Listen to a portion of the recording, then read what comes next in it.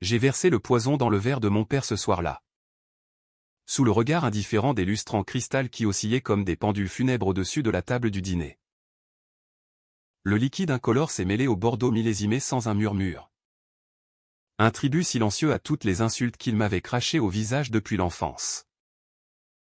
Et quand il a porté le verre à ses lèvres, j'ai senti pour la première fois le goût âpre de la liberté, non pas la sienne, mais la mienne, forgée dans le feu de la trahison familiale.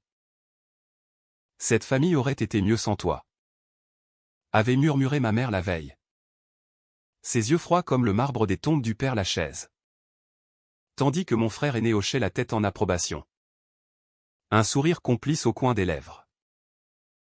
Ces mots n'étaient pas une simple pique, ils étaient une sentence de mort sociale. Un exil intérieur qui m'avait rongé pendant des années. Mais ce soir, dans notre maison de Neuilly-sur-Seine, j'ai riposté non avec des cris ou des larmes, mais avec une précision chirurgicale. Le poison agissait déjà. Invisible, inexorable, transformant leur festin en requiem.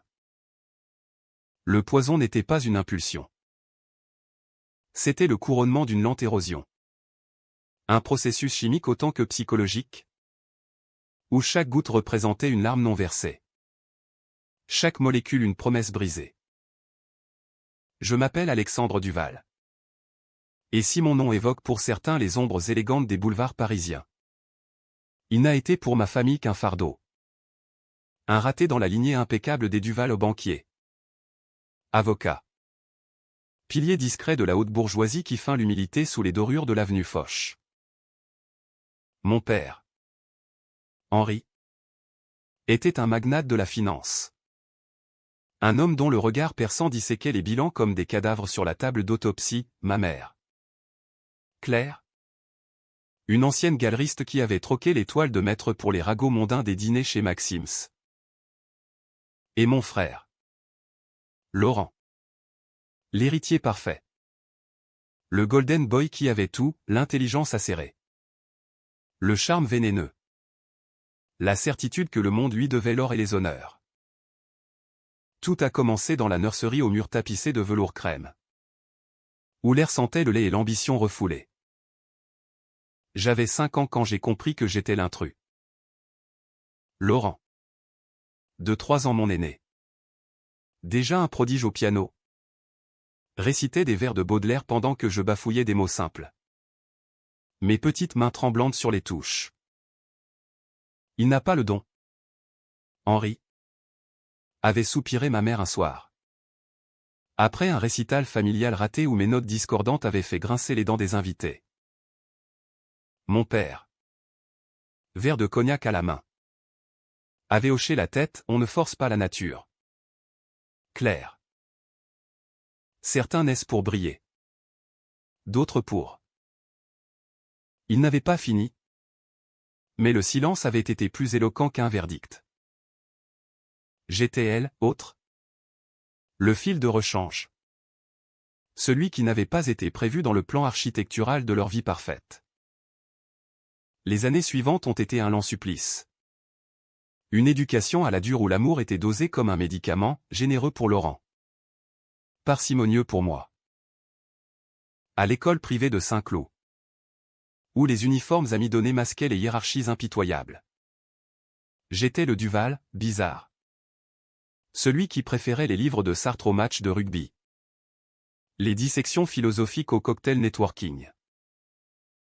Laurent excellait partout au capitaine de l'équipe. Premier de la classe. Futur élève de l'ENA tandis que je trébuchais.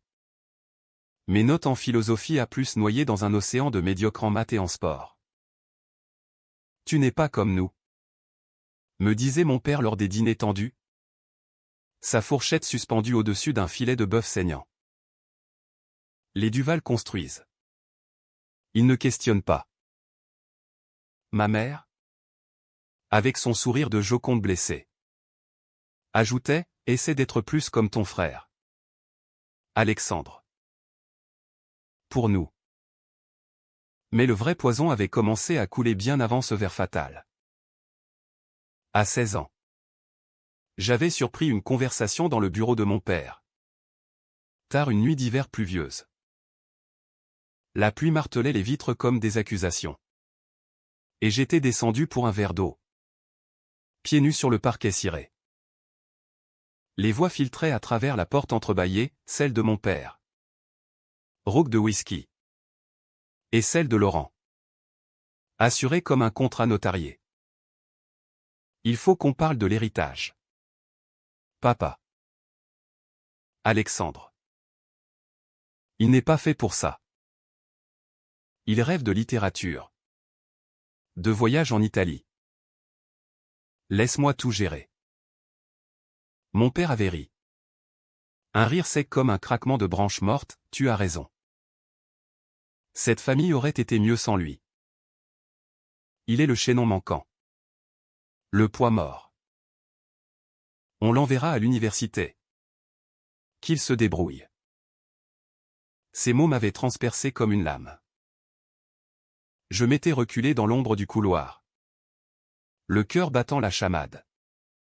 Et pour la première fois, j'avais goûté à la rage pure pas une colère enfantine, mais une fureur adulte. Calculée. Qui s'enracinait dans les tripes comme une tumeur. J'avais passé la nuit à errer dans les rues de Neuilly. Sous la pluie qui lavait les trottoirs impeccables. Imaginant des scénarios de destruction, incendier la bibliothèque paternelle. Saboter la carrière de Laurent. Ou pire. Révéler les secrets que j'avais surpris par bribes l'adultère de ma mère avec un collectionneur d'art. Les magouilles fiscales de mon père dans les paradis offshore. Mais non.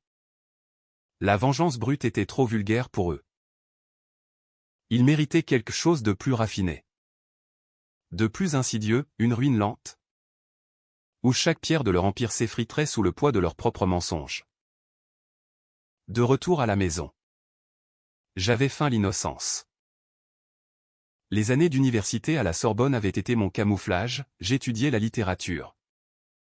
Dévorant Camus et Proust dans les cafés enfumés du quartier latin. Mais mon esprit bouillonnait d'un autre projet. J'apprenais la chimie en autodidacte. Commandant des manuels obscurs sur les alcaloïdes et les neurotoxines via des librairies en ligne anonymes. Pas pour tuer ou pas encore mais pour comprendre comment un corps pouvait trahir son hôte. Comment l'esprit pouvait se dissoudre dans une goutte d'oubli. J'avais des amis. Des amours fugaces avec des étudiantes aux yeux verts et aux rires francs. Mais ils n'étaient que des alibis. Des masques pour cacher la tempête intérieure. Laurent. Lui. Gravissait les échelons, stage chez Rothschild. Puis embauche chez Lazare. Des dîners au Plaza Athénée où il paradait avec des mannequins russes. Ma mère l'appelait « mon étoile ». Et moi. Le rêveur, un euphémisme pour « l'échec ». Le déclencheur final avait été l'enterrement de grand-mère. Il y a 2 ans. Élise Duval. La matriarche. La seule qui m'avait vu comme un individu. Pas un accessoire. Dans son testament. Lu dans le salon aux meubles Louis XV. Elle avait légué à Laurent la majorité des actions familiales. À mon père la villa de Deauville. Et à moi. Un misérable appartement à Montmartre. Avec une note manuscrite, pour que tu puisses écrire tes chimères. Mon petit Alexandre. Ma mère avait ricané, elle était sénile à la fin. Mais Laurent avait ajouté. Les yeux brillants, c'est généreux. Quand même. Au moins. Tu auras un toit. J'avais quitté la lecture en claquant la porte. Le sang pulsant dans mes tempes comme un marteau-piqueur. Cette nuit-là. Dans mon studio exigu surplombant la butte. J'avais ouvert mon coffre-fort personnel, un simple tiroir verrouillé et sorti les fioles. Le temps de la planification avait commencé. Aujourd'hui. À 28 ans. Je suis devenu un ghostwriter freelance. Rédigeant des discours pour des politiciens véreux et des mémoires pour des veuves riches. C'est un métier parfait pour un vengeur, invisible, omniprésent. Payé en cash. J'ai infiltré leur cercle sans qu'ils s'en rendent compte ou des invitations aux dîners familiaux sous prétexte de « réconciliation ». Des mails anodins à Laurent sur des « opportunités d'écriture ». Ils m'ont accueilli de nouveau.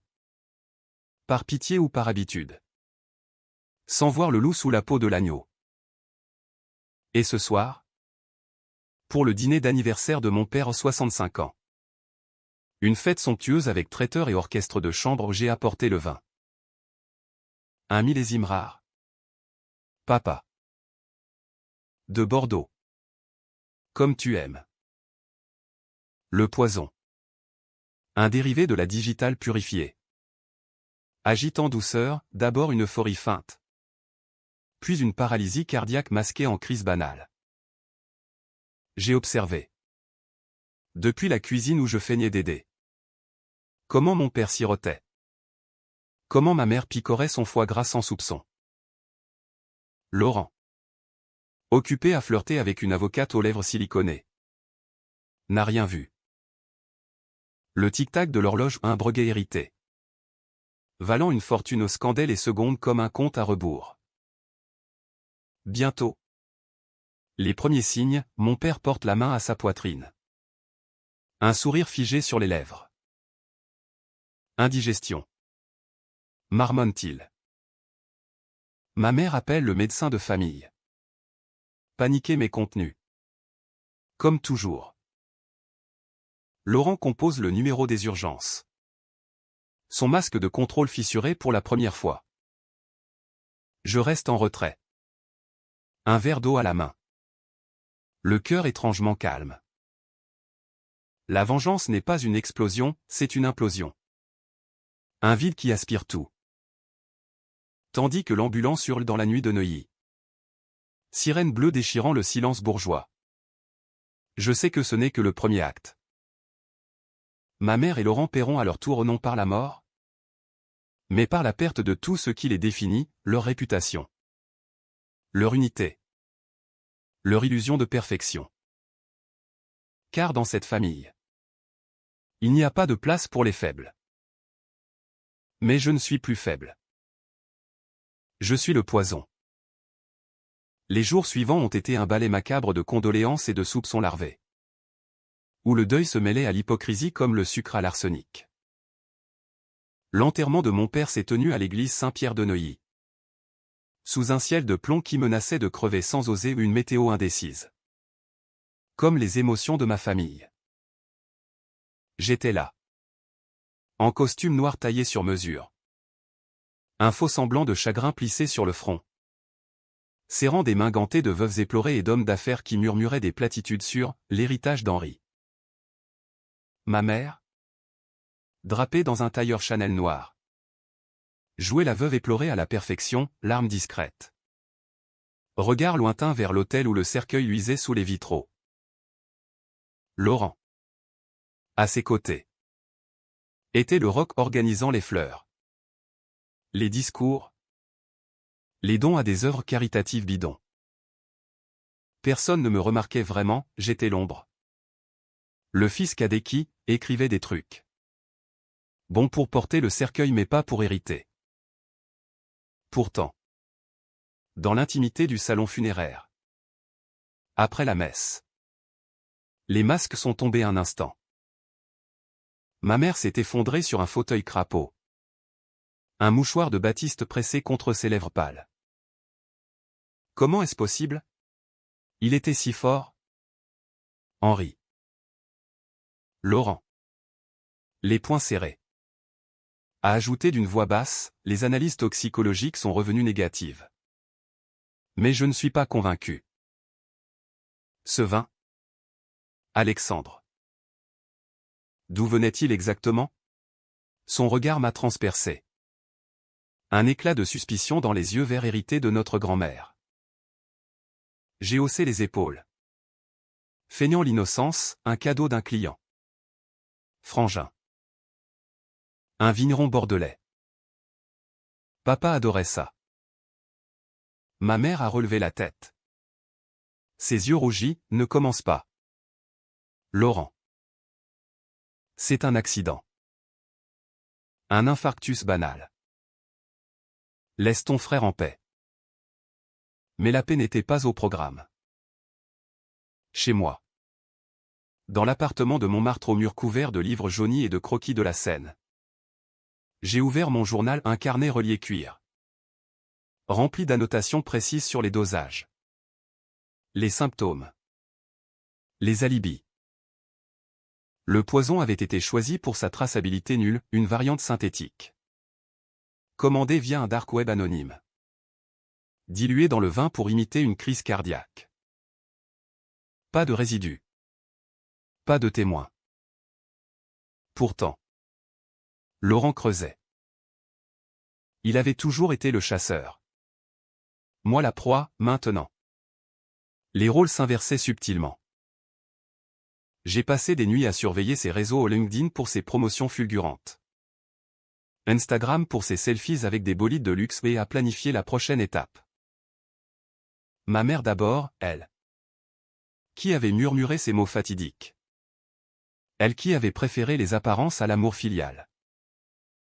Claire Duval n'était pas une femme ordinaire. À 58 ans. Elle conservait une beauté acérée. Des cheveux châtains coupés au carré impeccable. Un port altier qui faisait tourner les têtes dans les salons de thé de la rue du Faubourg Saint-Honoré. Mais sous cette façade. C'était une manipulatrice née. Une femme qui avait sacrifié ses rêves d'artiste pour le rôle d'épouse trophée. Et qui haïssait en secret l'homme qu'elle avait épousé. J'avais découvert ses lettres. Des années plus tôt. Cachées dans un tiroir de sa coiffeuse, des missives enflammées à un amant italien. Paolo Rossi. Un marchand d'art de Florence. Henri est un rocher stérile. Paolo. Notre fils cadet et sa malédiction. Un rappel de mes erreurs. Laurent est le seul qui compte. Ces mots m'avaient hanté. Me confirmant que j'étais non seulement rejeté, mais haï pour des fautes que je n'avais pas commises, une grossesse imprévue. Un scandale étouffé. Mon existence comme preuve vivante de ses faiblesses. Pour elle, la vengeance serait psychologique, briser son monde social. La forcer à affronter ses démons intimes. J'ai commencé par des lettres anonymes. Postées depuis des boîtes aux lettres anonymes dans le 18e arrondissement. La première, une photocopie de ses lettres à Paolo. Accompagnée d'une note, la vérité libère. Claire. Où te détruit-elle? Envoyée à son club de bridge. Où elle passait ses après-midi à siroter du thé d'Argéline en disséquant les ragots. La panique a été immédiate, elle m'a appelé. Voix chevrotante, Alexandre. C'est toi. Ces horreurs.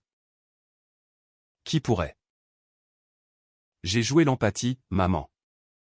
C'est affreux. Peut-être un ancien amant? Papa avait des ennemis. Elle a raccroché. Tremblante. Et j'ai imaginé ses mains fines agrippant le téléphone. Ses ongles manucurés se brisant sur la réalité. Laurent.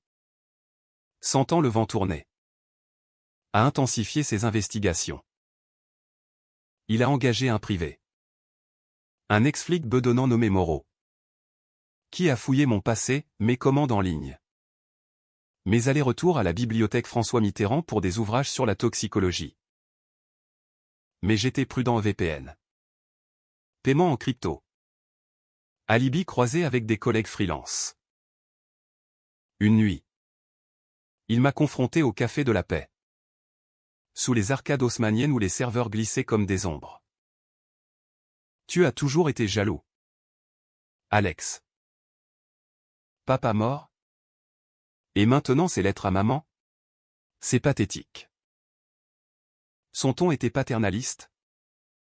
Comme si j'étais encore l'adolescent maladroit qu'il tolérait. J'ai souri. Remuant mon café, jaloux? Non. Laurent. Juste fatigué d'être l'invisible. Et toi? Comment vas-tu avec ton assistante? Cette brune aux courbes généreuses? Elle sait pour tes petites escapades à Cannes? J'avais mes propres sources, un hacker freelance. Payer une somme modeste pour des mets volés. Il a blêmi. Mais a riposté, tu joues à un jeu dangereux. Petit frère. La police pourrait s'intéresser à toi. J'ai ri. Un rire bas qui a fait tressaillir le garçon de café. La police? Ils enquêtent sur un infarctus chez un homme de 65 ans stressé par le boulot. Et toi? Tu protèges la famille. N'est-ce pas? Il est parti, laissant un pourboire généreux.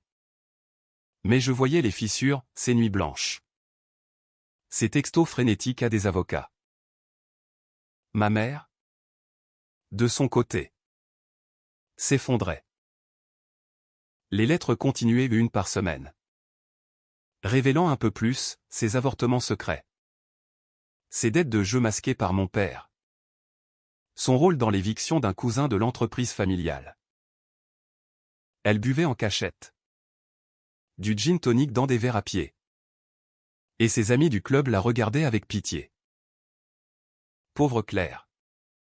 Veuve et harcelée. Un soir, elle m'a invité à dîner. Seule. Dans la grande maison vidée de l'absence de mon père. Les lumières tamisées. Les rideaux tirés sur la nuit parisienne. L'odeur de bœuf bourguignon flottant comme un souvenir. Assieds-toi. Alexandre. J'ai besoin de parler. Sa voix était fragile. Craquelée comme de la porcelaine fêlée. J'ai obéi. Versant le vin à un chardonnay innocent. Cette fois. Elle a déballé tout, la culpabilité. Les regrets. Les mots qu'elle n'aurait jamais dû dire. Cette famille. Sans toi. C'était la colère. Mon chéri. Henri me poussait à bout. Et toi? Tu ressemblais tant à lui dans tes silences. Pardonne-moi. Ses larmes coulaient. Sincère pour une fois. J'ai tendu la main. Effleurant la sienne, bien sûr. Maman. On recommence à zéro. Mais intérieurement, je notais chaque aveu. Chaque faiblesse exposée. La prochaine lettre irait à Paolo. En Italie. Avec des photos volées de son amant actuel, un jeune galeriste. Pour attiser les flammes. La vengeance progressait. Inexorable. Comme la scène qui ronge les quais pierre à pierre. Laurent ripostait par des menaces voilées. Ma mère par des appels désespérés. Mais je restais serein. Mon carnet de notes gonflait de nouveaux plans. Le poison physique n'avait été que l'ouverture, le vrai venin était dans l'âme. Et il coulait à flot dans leurs veines. La spirale s'accélérait. Un tourbillon où chaque révélation engendrait une contre-attaque. Et où Paris? Avec ses avenues impitoyables et ses ruelles complices. Devenait le théâtre de notre drame familial. J'avais élu domicile dans un café anonyme du Marais. Le genre d'endroit où les intellectuels ratés sirotent des espressos amers en feignant l'indifférence au monde. De là. J'orchestrais les fils, un mail falsifié à l'assistante de Laurent. Contenant des captures d'écran de ses rendez-vous coquins à l'hôtel Georges V, une rumeur lancée sur un forum d'avocats. Suggérant que Claire Duval avait détourné des fonds de la succession pour payer ses dettes. Les réactions étaient prévisibles, mais délicieuses dans leur chaos. Laurent. Viré d'un projet clé chez Lazare après une plainte anonyme pour harcèlement. Rentrait chez lui à minuit. Les épaules voûtées. Buvant du scotch pur comme un ouvrier en fin de shift. Ma mère, elle, avait annulé ses thés mondains. Se terrant dans la villa avec des somnifères et des romans policiers qu'elle ne lisait pas. Pourtant, la culpabilité me rongeait par intermittence. Comme une démangeaison sous la peau. Était-ce vraiment de la vengeance? Ou une autodestruction masquée? Les nuits. Seul dans mon appartement où l'odeur de peinture à l'huile voisine se mêlait à celle du tabac froid. Je revivais les moments volés d'enfance, un pique-nique à Versailles où mon père m'avait porté sur ses épaules. Riant aux éclats, une Noël où ma mère m'avait lu Le Petit Prince. Sa voix douce comme du miel. Ces flashs étaient des poisons à eux seuls. Me rappelant que sous la haine, il y avait encore un fil ténu d'amour perverti. Mais je les repoussais. Me concentrant sur la logique implacable, il m'avait forgé ainsi. Par négligence et par choix. Les Duval ne pardonnent pas, m'avait dit mon père un jour, en commentant un scandale boursier. Ironie du sort. C'était devenu ma devise. Laurent a contre-attaqué le premier. Comme je l'attendais. Un après-midi pluvieux. Alors que je traversais le pont des Arts. Chaîne d'amour rouillée sous la bruine. Mon téléphone a vibré. Un message de lui, rendez-vous ce soir. Chez nous. Viens seul. J'y suis allé. M'attendant au pire peut-être Moreau. Le privé. Avec un dossier sous le bras. Au lieu de ça. La maison était sombre. Seulement éclairée par une lampe de bureau dans le cabinet de mon père. Où Laurent m'attendait. Assis dans le fauteuil en cuir usé. Sur la table. Des photos, moi. Sortant d'une pharmacie obscure à Belleville, moi. Consultant un site sur les toxines, un relevé bancaire montrant un virement à un compte offshore. Tu es malin. Alex. Mais pas assez. J'ai tout. Le poison. Les lettres. Les rumeurs. Un mot à la police. Et tu finis à Fresnes. Son ton était triomphant. Mais ses yeux trahissaient la peur des cernes profonds. Une barbe de 3 jours qui le faisait ressembler à un imposteur dans son costume froissé. J'ai pris une chaise. Croisant les jambes avec nonchalance, et qu'est-ce que tu veux? Laurent? L'absolution? L'héritage entier? Papa est mort. Maman est en miettes. Qu'est-ce que ça change? Il s'est levé d'un bond. Le visage congestionné, je veux que tu arrêtes. Que tu disparais. Comme tu aurais dû le faire il y a des années. Cette famille. Il s'est arrêté. Les mots de ma mère revenant le hanter. J'ai achevé pour lui, aurait été mieux sans moi. C'est ça? Eh bien. Frangin. C'est trop tard. Tu as tout gagné, le nom? L'argent? Les applaudissements. Mais sans moi pour te refléter. Qui es-tu vraiment? Un parasite sur un cadavre? La confrontation a duré des heures. Un duel verbal où il balançait des accusations, tu as tué papa. Et moi des vérités crues, et toi? Tu as tué mon enfance en me marchant dessus pour briller. À la fin. Épuisé. Il a proposé un marché, je pars à l'étranger. Il enterre le dossier. J'ai ri, marché conclu. Mais d'abord. Avoue-le, tu savais pour les magouilles de papa. Les comptes suisses. Et maman? Tu couvrais ses dettes pour qu'elle ferme les yeux sur tes frasques. Il a nié. Mais son silence était éloquent. Je suis parti à l'aube. Laissant derrière moi un homme brisé.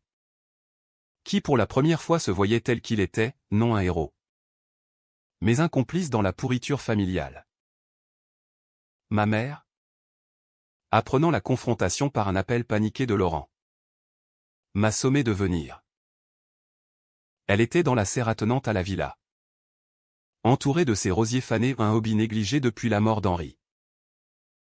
Ses mains tremblaient en émondant les tiges mortes. Symbole pathétique de sa propre vie. Que as-tu fait? Alexandre? Laurent dit que tu es un monstre. J'ai approché. Inhalant l'odeur terreuse et amère, un monstre? C'est toi qui m'as créé. Maman. Avec tes mots. Tes silences. Mieux sans toi. Tu te souviens? Elle a pâli. Laissant tomber le sécateur, c'était un moment de faiblesse. Henri me battait moralement. Jour après jour. Tu étais son portrait craché. Et je t'en voulais. Pardonne-moi. Je t'en supplie. Pour la première fois. J'ai vu la femme derrière le masque, une âme fracturée. Modelée par un mariage toxique. Une ambition étouffée. La pitié m'a effleuré. Mais je l'ai balayée. Le pardon a un prix. Maman.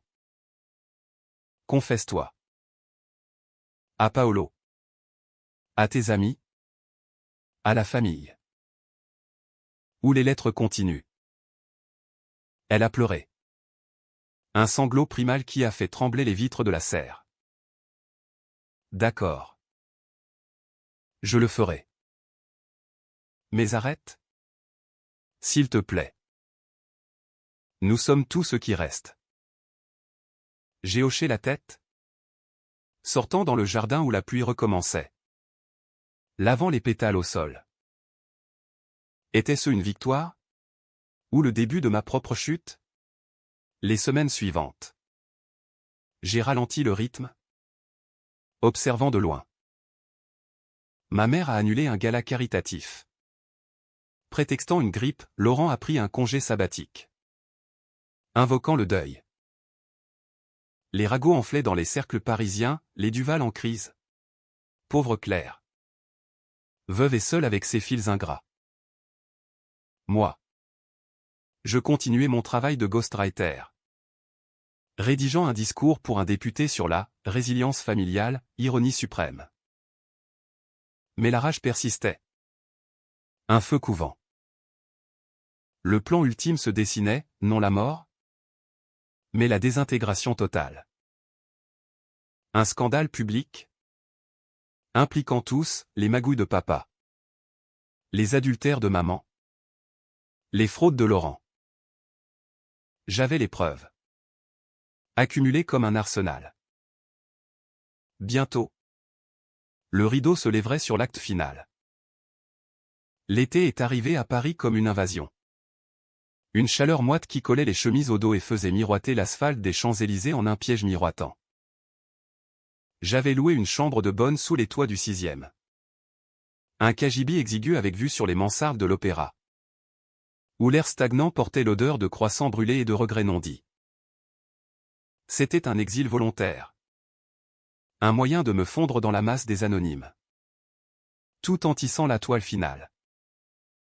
Les lettres anonymes avaient cessé, place à quelque chose de plus grand, un dossier numérique. Envoyé à un journaliste d'investigation du Canard enchaîné. Un certain Lemoine que j'avais contacté via un burner phone.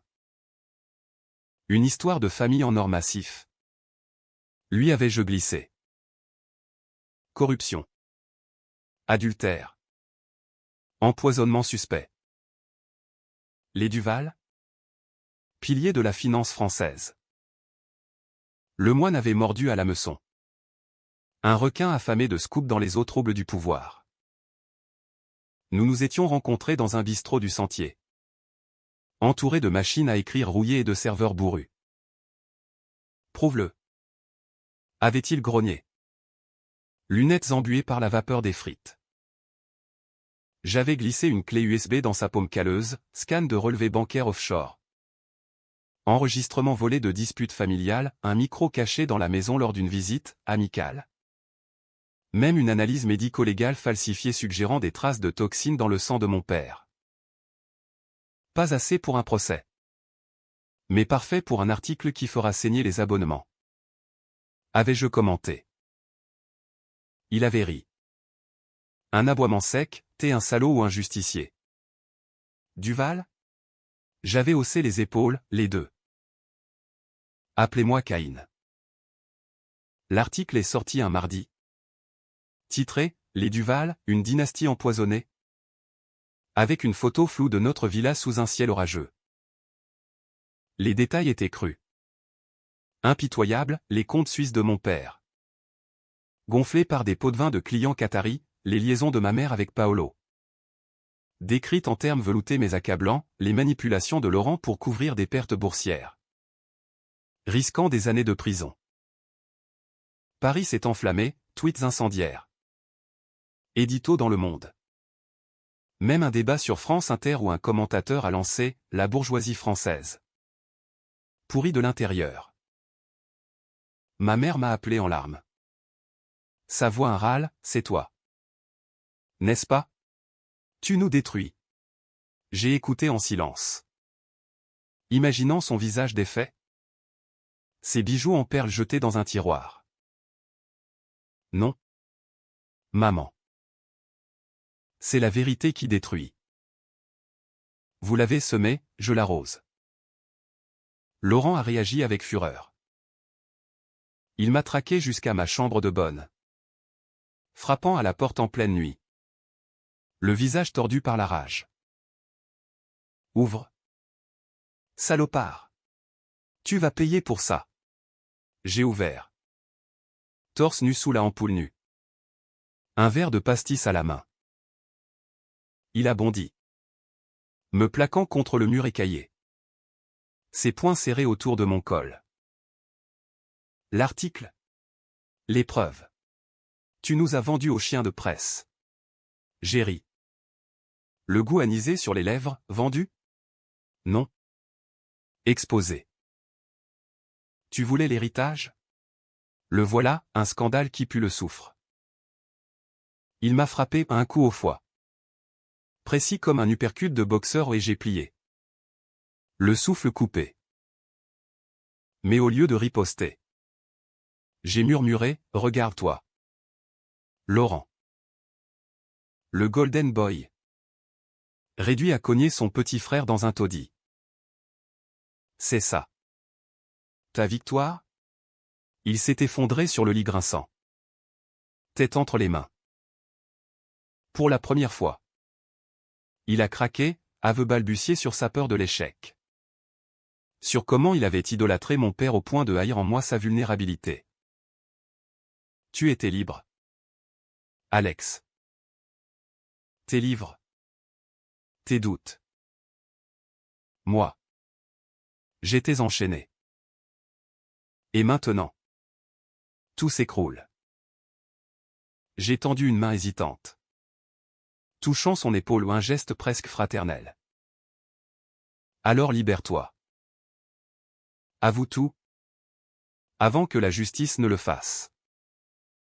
Il a relevé la tête. Yeux rougis, et toi? Tu vas te confesser pour papa. J'ai secoué la tête, ma confession est privée. Mais je t'aiderai. Pour une fois. Soyons des frères.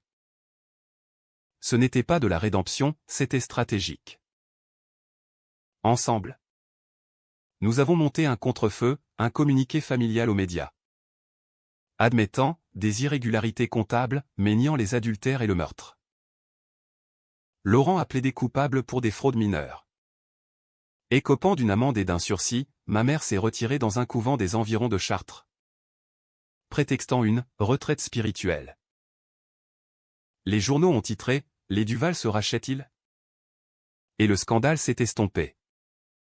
Laissant des cicatrices invisibles. Mais pour moi. C'était l'apogée, j'avais forcé leur masque à tomber. Les obligeant à affronter le vide qu'ils avaient creusé. Pourtant. La solitude m'a rattrapé comme une marée montante. Dans les cafés du quartier latin. Entouré d'étudiants rieurs. Je me sentais étranger à un fantôme parmi les vivants. J'ai rencontré Élise. Une libraire aux cheveux roux et aux yeux pétillants. Qui vendait des éditions rares de l'étranger dans une boutique étroite de la rue de la Huchette. Nos conversations ont commencé par des banalités au Camus contre Sartre et ont glissé vers l'intime, mes doutes. Ses propres blessures d'enfance. La famille. C'est une prison dorée. M'a-t-elle dit un soir. Sous les lumières tamisées d'un bar à vin. Pour la première fois depuis des mois. J'ai parlé sans calcul, le poison. Les lettres. La rage. Elle a écouté. Sans juger. Sa main sur la mienne comme un ancrage. Mais la vengeance n'était pas finie. Un appel de Lemoine, Duval. Ton dossier était incomplet. J'ai creusé, ton père avait un autre fils. Illégitime. Une femme de ménage polonaise. Des années 80. Elle vit à Clichy. Avec le gamin. 25 ans. Ça pourrait relancer l'affaire. Mon cœur s'est serré. Un demi-frère? Ignoré. Comme moi? J'ai refusé l'info. Mais elle a planté une graine, et si la famille était plus grande? Plus fracturée que je ne l'imaginais? La nuit. Je rêvais de visages inconnus. De poisons qui se propageaient comme une épidémie. L'acte final approchait. Mais maintenant. Avec Élise comme miroir. Je doutais, détruire ou reconstruire. L'automne a enveloppé Paris d'un manteau ocre et rouille. Les feuilles du Luxembourg crissant sous les pas pressés des amoureux et des ambitieux. J'avais quitté la chambre de bonne pour un appartement modeste près du canal Saint-Martin. Un 2 pièces au mur blanc où Élise laissait parfois traîner un foulard ou un livre à noter. Notre relation était un baume précaire sur mes plaies, des dîners improvisés avec du fromage et du pain frais. Des promenades le long des berges où elle me forçait à rire de mes intrigues byzantines. Tu es plus que ta vengeance. Alex? Murmurait-elle. Ses doigts entrelacés aux miens. Mais je savais que c'était un mensonge poli, la vengeance était mon oxygène. Et l'abandonner revenait à suffoquer. La nouvelle de ce demi-frère m'obsédait comme une équation insoluble. J'ai enquêté seul. Évitant le moine et ses appétits voraces. Cliché. Banlieue ouvrière aux tours grises et au marché bruyant. Où l'air sentait le kebab et l'espoir rance. J'ai trouvé Martha. La mère? Dans un HLM délabré, une femme d'une 50aine d'années. Visage buriné par les ménages interminables. Yeux bleus fatigués mais vifs. Henri Duval, avait-elle répété. Méfiante? En me faisant entrer dans un salon meublé de meubles Ikea usés. Il m'a promis le monde? Puis rien. Mon fils? Carole. C'est tout. Mais on n'a pas besoin de charité. Carole était un colosse de 25 ans. Mécanicien dans un garage de Gennevilliers. Avec les traits de mon père le nez aquilin. La mâchoire carrée mais adoucie par une douceur slave. Il m'a serré la main avec une force contenue. Sans hostilité, alors? T'es le frère fantôme? Maman m'a raconté. Papa nous a largués comme des vieux pneus. Nous avons parlé des heures. Autour d'une table bancale. Buvant de la bière tiède. Il n'y avait pas de rage en lui. Seulement une résignation pragmatique, j'ai appris à me débrouiller. L'école? Le boulot? Les potes? Pas de regrets. Ces mots m'ont frappé comme un miroir inversé, j'aurais pu être lui.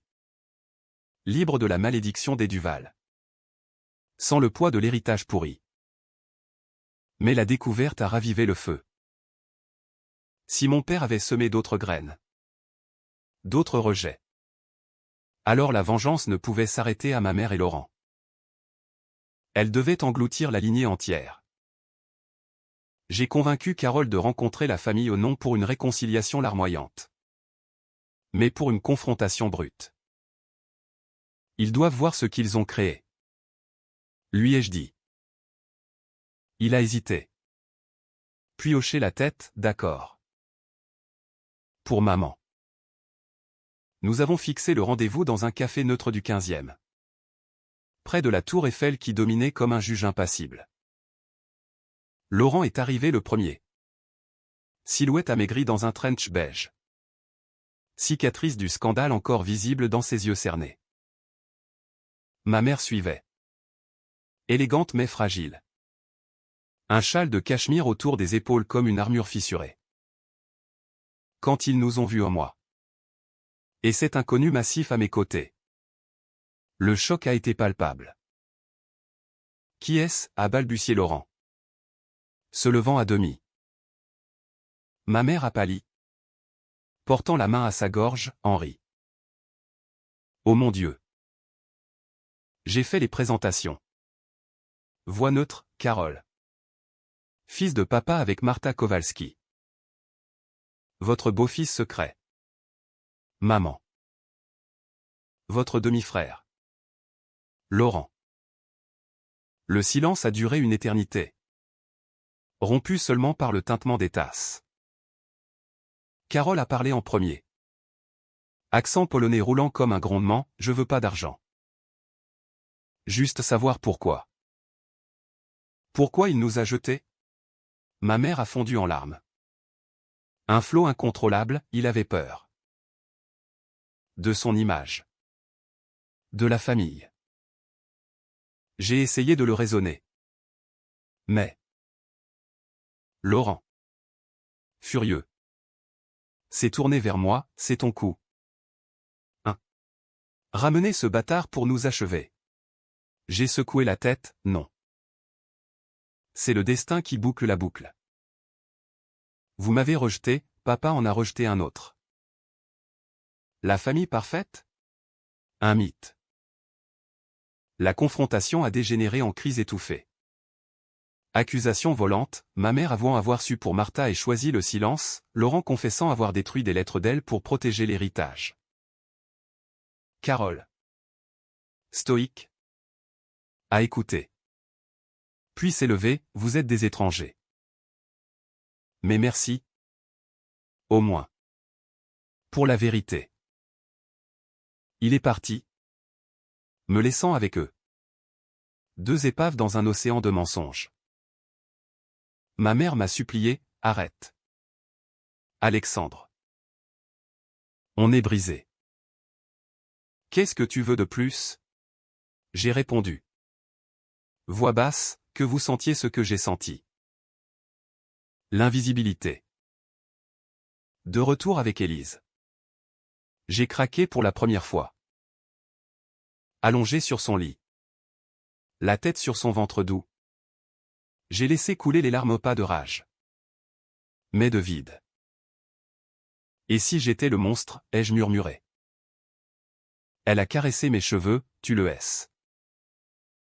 Mais les monstres peuvent changer. Laisse tomber. Alex. Vis pour toi. Ces mots étaient un appel à la paix. Mais le poison en moi bouillonnait encore. Le lendemain. J'ai envoyé l'info finale à Lemoine, l'existence de Carole. Avec des preuves ADN falsifiées pour l'authenticité.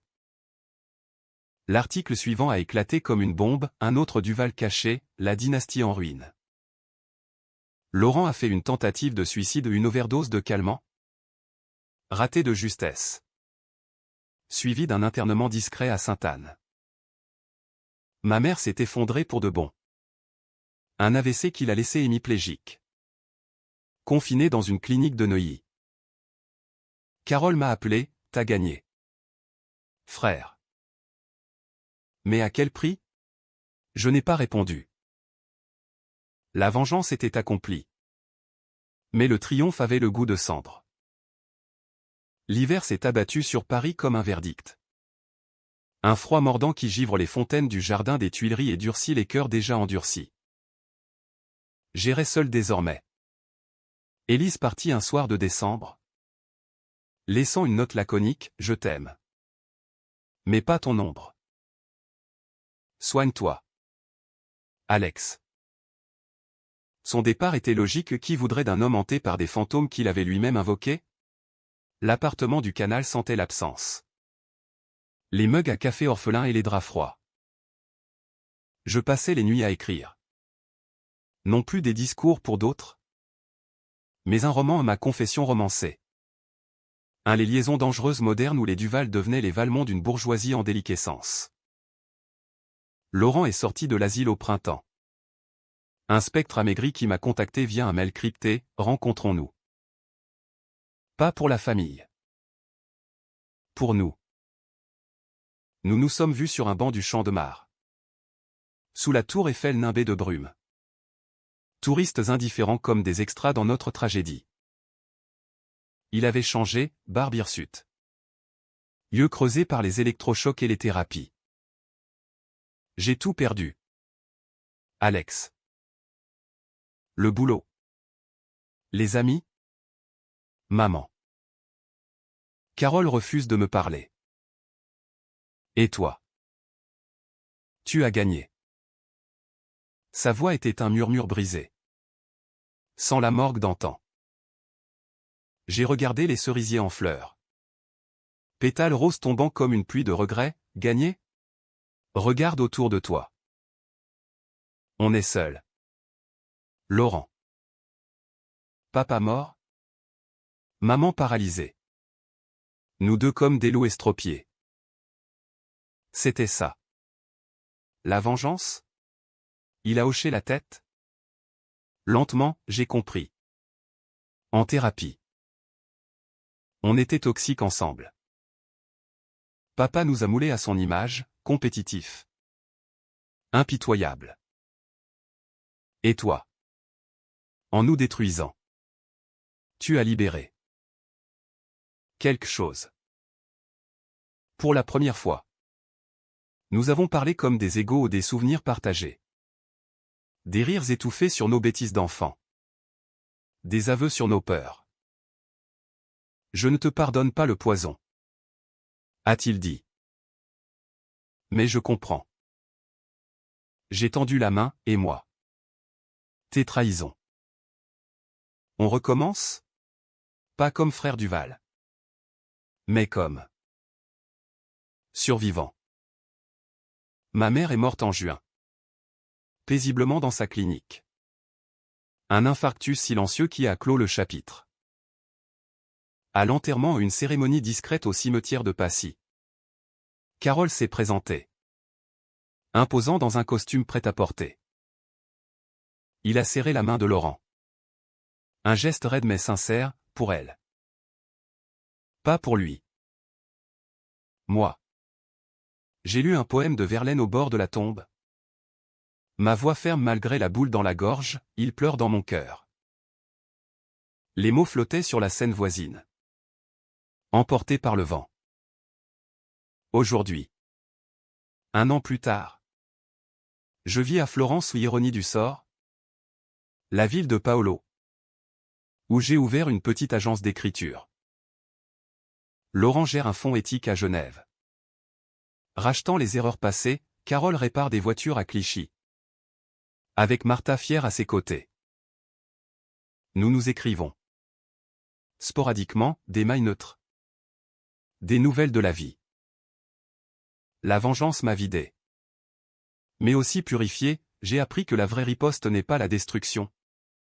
Mais la reconstruction de soi. D'abord. Pourtant. Parfois. Dans les ruelles pavées de l'Arnaud. Je sens l'ombre, le tic-tac de l'horloge Breguet. Le goût du Bordeaux empoisonné. Cette famille aurait été mieux sans toi. Murmurent les échos. Et je souris. Parce que sans moi.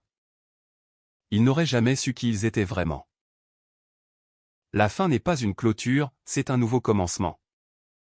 Forgé dans le feu de la douleur. Et pour cela. Je ne regrette rien.